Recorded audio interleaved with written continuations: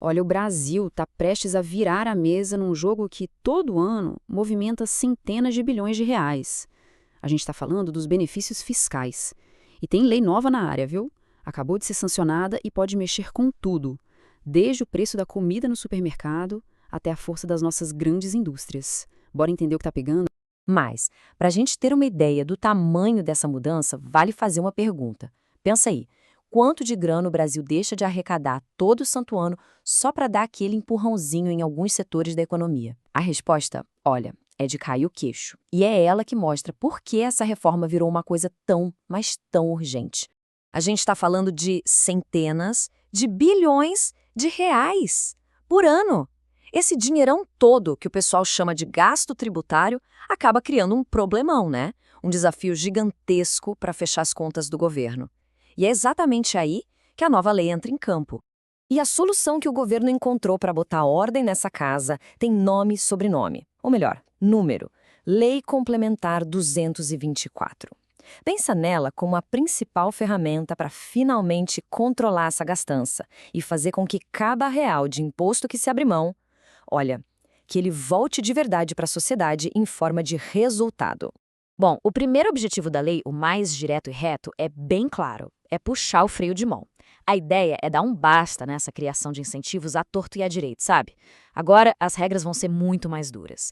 Isso vale tanto para os novos benefícios que vierem por aí, quanto para aqueles que já estão valendo.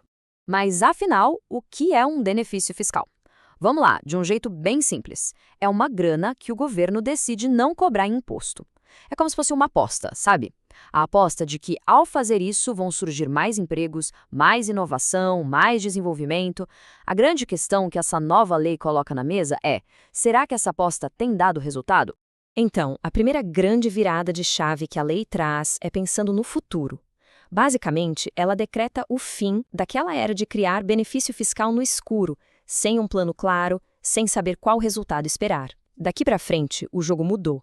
De agora em diante, com base no famoso artigo 14A, todo e qualquer benefício fiscal novo vai ter que ser tipo um projeto, com caderno de encargos bem rigoroso. Vai ter que dizer direitinho quem vai receber, vai ter prazo de validade no máximo 5 anos e tem que ter metas claras, objetivas e, o mais importante, um jeito de ficar de olho para ver se o que foi prometido está sendo entregue mesmo. E agora, atenção, porque aqui vem a regra de ouro, o ponto que realmente muda tudo. A lei diz com todas as letras: tá proibido prorrogar benefício que não bateu meta. É isso.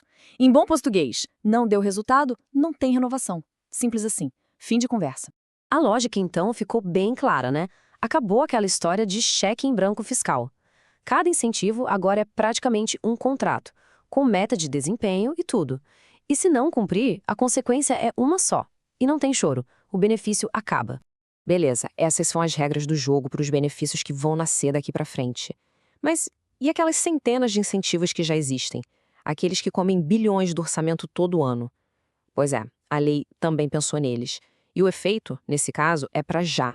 A mudança aqui é bem direta ao ponto. Pensa naqueles benefícios que davam isenção total, sabe? Alíquota zero. Então agora eles vão ter uma cobrança mínima. A lei determina que eles comecem a pagar 10% da alíquota normal do imposto. Resumindo, o que antes era de graça, agora vai ter um custo. E olha, não para por aí não. Esse corte não é só para as isenções, ele é mais amplo. Pega outros tipos de incentivos também. Por exemplo, coisas como redução de base de cálculo, créditos tributários, tudo isso também vai ter uma tesourada de 10%. É um ajuste geral mesmo, para tentar aumentar a arrecadação por vários lados. Agora, é importante dizer, a lei não passa por cima de tudo como um rolo compressor. Ela reconhece que algumas áreas são super importantes.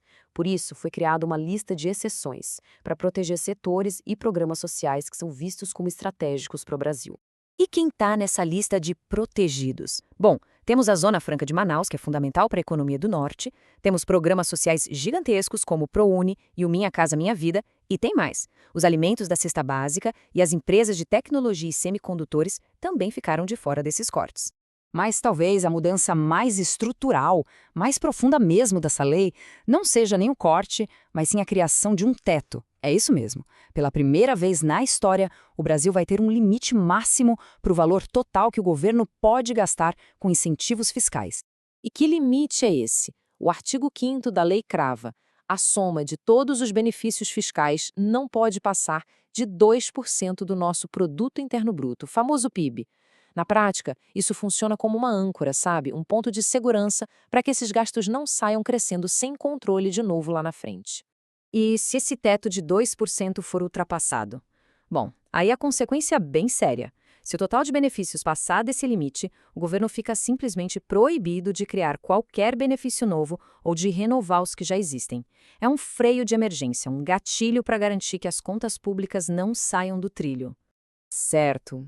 Vimos um monte de regra nova, um monte de detalhe, mas no fim do dia o que tudo isso significa na prática, para a economia, para as empresas? Vamos amarrar as pontas e resumir os pontos principais. A gente pode resumir a essência dessa reforma em 3 palavras, 3 pilares. Primeiro, mais rigor, ou seja, tem que ter resultado claro para ganhar ou renovar benefício. Segundo, mais transparência, para todo mundo saber quanto custa e o que cada incentivo traz de volta. E terceiro, mais controle, com aquele teto geral para essa conta nunca mais explodir. No fim das contas, a grande pergunta que fica no ar é: será que essa busca por mais responsabilidade com o dinheiro público vai achar o equilíbrio certo? O equilíbrio para deixar nossa economia mais eficiente, mas sem colocar um freio no crescimento de setores que são super importantes? Bom, a lei já está valendo. E a resposta para essa pergunta é o que vai desenhar o futuro da economia do Brasil nos próximos anos.